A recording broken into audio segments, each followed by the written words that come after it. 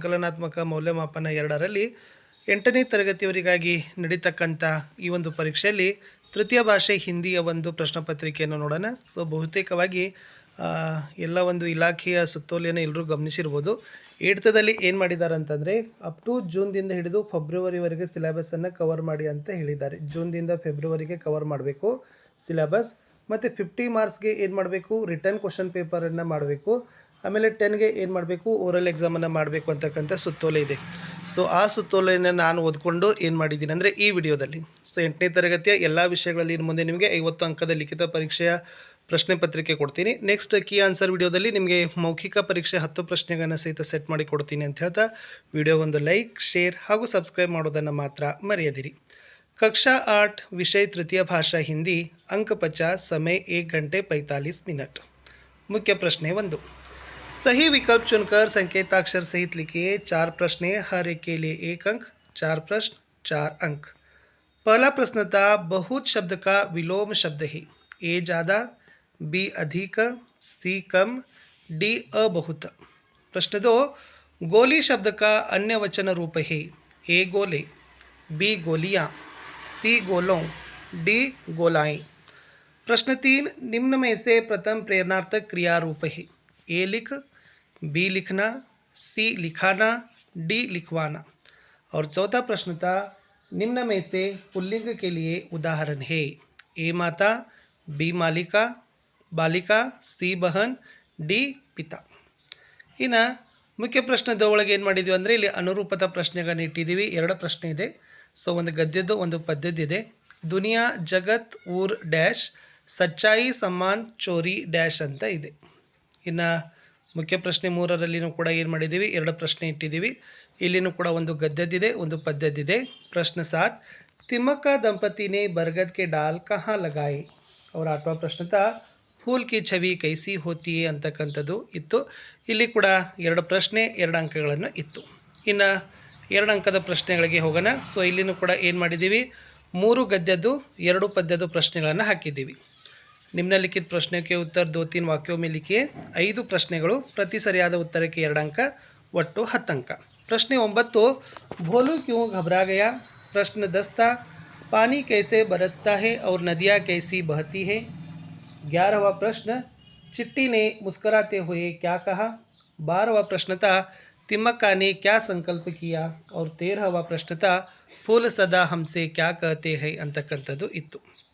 ಇನ್ನು 3 ಅಂಕದ ಪ್ರಶ್ನೆಗಳು 6 ಇದ್ದಾವೆ. ಸೊ ಇಲ್ಲಿನೂ ಕೂಡ ಏನು ಮಾಡಿದ್ದೀವಿ ಅಂದರೆ ಸೊ ನಿಮಗೆ ಗೊತ್ತಾಗ್ತದೆ ಗದ್ಯದ್ದು ಎಷ್ಟು ಹಾಕಿದ್ದೀವಿ, ಪದ್ಯದ್ದು ಎಷ್ಟು ಹಾಕಿದ್ದೀವಿ. ಬಟ್ ಸಬ್ನಾಗಿ ಬ್ಲೂ ಪ್ರಿಂಟನ್ನು ಸೆಟ್ ಮಾಡೇ ಕೊಟ್ಟಿದ್ದಾರೆ.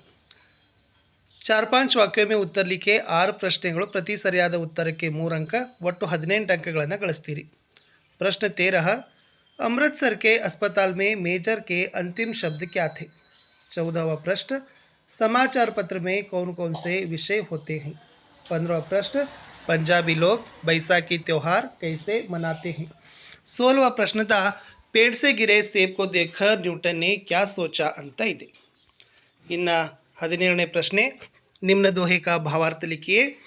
ऐसी बानी बोलिए मन का आपा खोया औरन को शीतल करई आपहु शीतल होय. 18ನೇ प्रश्न तो निम्न गद्य भाग का अनुवाद कन्नड़ या अंग्रेजी में कीजिए. अकबर शाही बाग में घूमने गए थे. उनके साथ मंत्री बीरबल भी थे. अकबर को हरा घोड़ा की ज़रूरत थी ಅಂತಕ್ಕಂಥನ್ನ ನೀವು ಅನುವಾದದಲ್ಲಿ ಬರಿಬೇಕು. ಇನ್ನು 6ನೇ ಪ್ರಶ್ನೆ ನಿಮ್ನ ಪದ್ಯ ಭಾಗ ಪೂರ್ಣ ಕೀಜಿಯೆ. 3 ಅಂಕದ ಒಂದು ಪ್ರಶ್ನೆ ಇದೆ. ಮಿಲಕರ ರಹೇದಿಂದ ಹಿಡಿದು ತುರತ ಊಟಾಯವರೆಗೆ 4 ಸಾಲುಗಳನ್ನು ಬರೆದ್ರೆ ಸೊ ನಿಮಗೆ 3 ಅಂಕಗಳನ್ನು ಕೊಡ್ತಾರೆ. ಇನ್ನು 20ನೇ ಪ್ರಶ್ನೆ ಮುಖ್ಯ ಪ್ರಶ್ನೆ 7 ಒಂದು ಗದ್ಯ ಭಾಗ ಇದೆ. ಇದನ್ನು ಓದ್ಕೊಂಡು 3 ಪ್ರಶ್ನೆಗೆ ಉತ್ತರಗಳನ್ನು ಬರೀಬೇಕು. अक्षर शब्द का अर्थ है जो घट न सके या नष्ट न हो सके.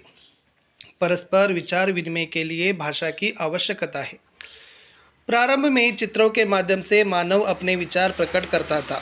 धीरे धीरे ध्वनि संकेत अस्तित्व में आए. चलते चलते भाषा को अपनाया जिसके मूल में है अक्षर. उसने अक्षरों की सहायता से पढ़ना लिखना प्रारंभ किया. पहला प्रश्न था अक्षर शब्द का अर्थ क्या है. दूसरा है भाषा की आवश्यकता किसके लिए है. ಪ್ರಾರಂಭ ಮೇ ಮಾನವ ಅಪ್ನೆ ವಿಚಾರ ಕೈಸೆ ಪ್ರಕಟ ಕರ್ತಾ ಥಾ ಅಂತ ಇತ್ತು. ಮುಖ್ಯ ಪ್ರಶ್ನೆ 8ರಲ್ಲಿ ಯಾವುದಾದರೂ ಒಂದು ವಿಷಯದ ಬಗ್ಗೆ 10ರಿಂದ 12 ಸಾಲುಗಳಲ್ಲಿ ನಿಬಂಧ ಬರಲಿಕ್ಕೆ ಕೊಟ್ಟಿದ್ದಾರೆ. 4 ಅಂಕ. ಎ ಸಮಾಚಾರ ಪತ್ರ, ಬಿ ಭಾರತ್ಗೆ ಪ್ರಮುಖ ತ್ಯೋಹಾರ ಅಂತ ಇದೆ.